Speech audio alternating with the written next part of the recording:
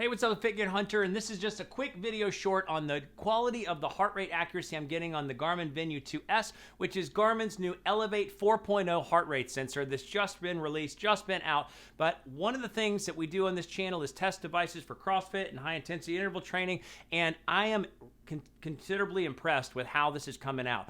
I wanted to share the first few workouts and the first few results because the accuracy is coming in the high 90s for accuracy when doing a CrossFit. Just wearing the watch on the wrist, so the optical heart rate tracker is just keeping up with the workouts considerably much more than it has in the past. So we're going to look at the body battery and how the algorithm is similar to the Garmin Fenix 6, so we can see how the sleep score as well as the body battery is comparing head to head with the Garmin Fenix 6 and the old heart rate sensor, so we can see that there's similarities there, as well as just look at some of the first initial results for the workouts and the first 3 workouts of testing the Elevate 4.0, because it is incredibly exciting to see how this is coming out. And I wanted just to give a midway update, quick bullet point test. So let's dive into it.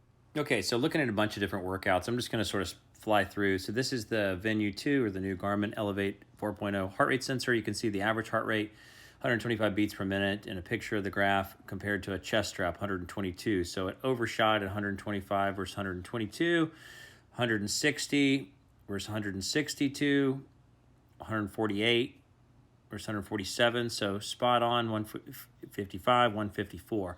But something that is actually more interesting is how it looks when you look at it long ways. So this is probably the least accurate workout, so you can see the flow of time. It was just all one more intense workout. It was a shorter one. This was when I was just tracking the AMRAP on the high intensity interval sport profile versus the H10 chest strap. So again, very similar, but the workouts are starting to look better and better. So this has got lifting in it and some Metcon at the end on the Venu 2, and then the H10. So you're getting the same hills, relatively the same peaks, and relatively the same flow of the workout. And then I did an incredibly long workout today, which included snatches, chest to bars, burpee over the box, and running.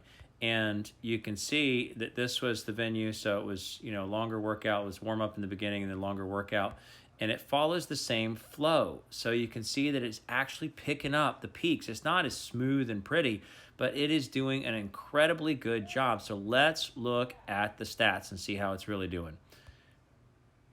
So these are the actual original numbers. So it is shooting over the actual heart rate on the averages consistently. On the zone 5, it's actually had the faulty first workout, but you can see 98% and then 103%. So it's like a plus or minus 2 or 3% variable. And then in zone 4 and 5, if you collectively look at the 80 to 100% of your heart rate maximum, it's actually picking that up. So if we reverse this, so we don't want to, if you have one workout that was 97% accurate and one workout that's 103% accurate, then it would average and say it's 100% accurate, but that wouldn't be true because it overshot. So we have to, the way I'm going to do it is just take the accuracy out or make it inverted so that if it's 101% accurate, technically it's 99% accurate. And so these are the numbers for that. So we're seeing just high 90s. So 98, 95, 98.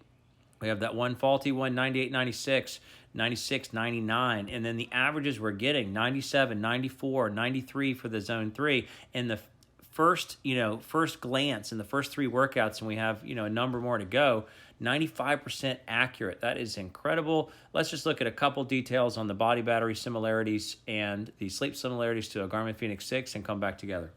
Okay, so I wanted just to show you some of the similarities with the body battery and how it is similar or different. So this has been on the charger, so it's got a little dotted line, but one of the things that's great is you can just continue to scroll back and forth across time on the Venu 2 with the new touchscreen. So this had me peaking in obviously the middle of the night at 72, whereas the new Venu 2 had me peaking at 87, which is interesting because a lot of the reviewers are showing that you don't actually get as good of an increase. The other thing that I wanted to show was the sleep tracking. So if we look at,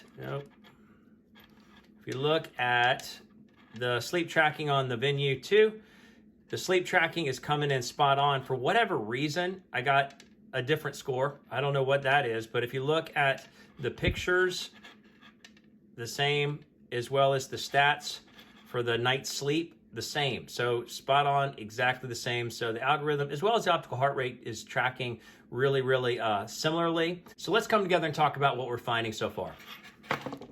So boom, it is coming out strong. Obviously overshooting it. We're gonna have to look at the stats when we get back together at the end of the full optical heart rate analysis, but we are getting some really great results, as well as the body battery calculation and the new algorithm with it, and the sleep tracking is really straight on par with the Fenix 6S. So stay tuned for more of the full update, full results in the next few days.